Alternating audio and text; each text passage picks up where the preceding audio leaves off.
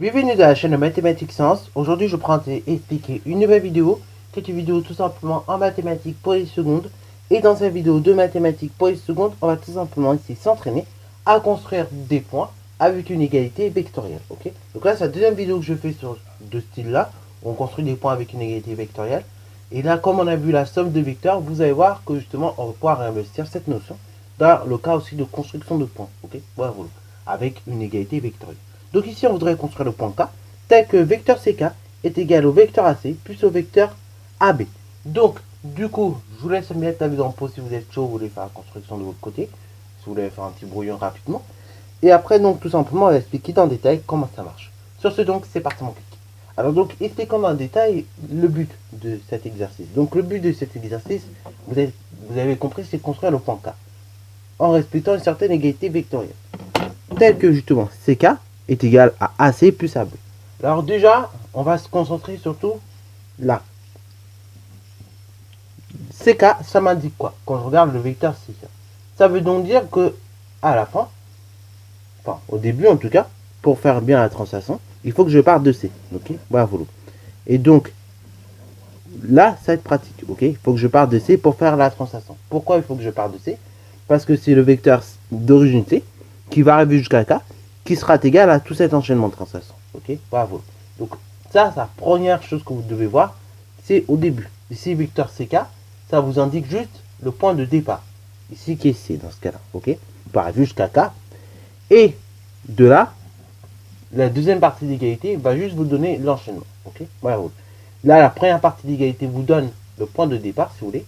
La deuxième partie d'égalité va vous donner l'enchaînement qu'il faudra faire pour construire le point K. Donc là, le point de départ, on a dit c'est C. Maintenant, comment je vais construire justement mon point K? On a dit le point K pour le construire, c'est donc l'enchaînement de la translation de vecteur AC plus de vecteur AB. Ce qui veut donc dire qu'il faut que je reporte non seulement la norme, la direction du vecteur AC, donc là c'est tout simplement cette droite là, et également donc le sens. Donc le sens ici c'est de gauche vers la droite. Donc là j'ai reporté la norme, on a dit c'est 4,5. La direction, donc on a dit c'est la droite AC. Ok, voilà, voilà. Et donc ici, on va de gauche vers la droite au niveau du sens. Ok, voilà, voilà. Donc je vais tout simplement tracer un représentant du vecteur AC qui a pour origine C et qui va vers la droite. Ok, et qui a pour norme 4,5 cm. Ok, voilà, voilà. Donc ici, on a un représentant du vecteur AC. Ok, jusque-là, on est d'accord. Donc ça, on a construit le vecteur AC qui a pour origine le point C. Ok, voilà, voilà. Puisque le point C, comme on a dit, c'est le début de... C'est le départ en fait, c'est le départ de la translation. Ok. Alors maintenant, on arrive à cette extrémité-là. Et on nous dit que pour construire le point K, on enchaînera la translation de vecteur AC et de vecteur AB. Ok. Voilà. Donc là, pareil, le vecteur AB, comment je vais construire ce vecteur AB? Donc, en partant de l'extrémité du vecteur AC que j'ai tracé déjà au préalable, et bien pour tracer un représentant du vecteur AC, très très simple, je vais donc faire une parallèle. Ok.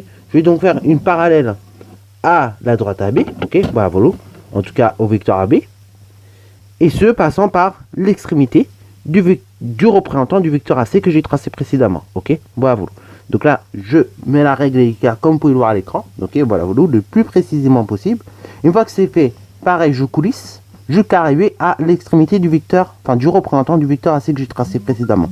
Une fois que c'est fait, et ben pareil, je trace maintenant le représentant du vecteur AB, ok, bravo. Voilà, là j'ai tracé donc le représentant du vecteur AB.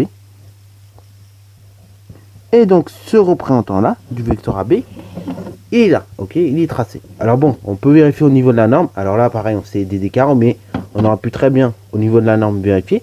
Donc là, au niveau de la norme, on est sur du 4,3 cm. Ok, voilà, voilà, 4,3, 4,4. Et là pareil, au niveau de la norme du représentant du vecteur AC, là, pareil, on est à peu près sur la même norme, ok. On est sur du 4,4, ok. Bravo. Alors, une fois que c'est fait, et ben en fait, l'enchaînement de ces deux translations va donc tout simplement me donner le point K, ok. Bravo. Tel que justement le vecteur CK, comme on peut le tracer également. Vecteur CK, c'est égal donc à vecteur AC plus vecteur AB, ok. Et voilà, voilà. Et vous avez vu donc comment on construit justement un point par enchaînement de translation, ok, par une égalité vectorielle, ok. Voilà, voilà. Donc vous avez vu, il n'y a rien de très difficile, encore une fois. C'est tout simplement, j'ai presque envie de dire, de la logique. Il faut juste comprendre la logique dès le début. Et une fois que vous avez compris la logique, et ben après c'est toujours la même chose en termes de construction. Okay. Voilà. Donc, en tout cas, si tu as eu un peu de mal au début, ça c'est pas trop grave. Après, du temps que tu aies compris bien bien compris la méthode, et ben je te conseille de refaire un nouvel exercice pour encore mieux le comprendre et comme ça y arriver. Ok. Voilà. Donc sur ce, c'est la fin de sa vidéo. J'espère qu'elle t'a plu. Si c'est le cas, n'hésite pas à la liker, commenter et bonne chance à toi en mathématiques et en sciences.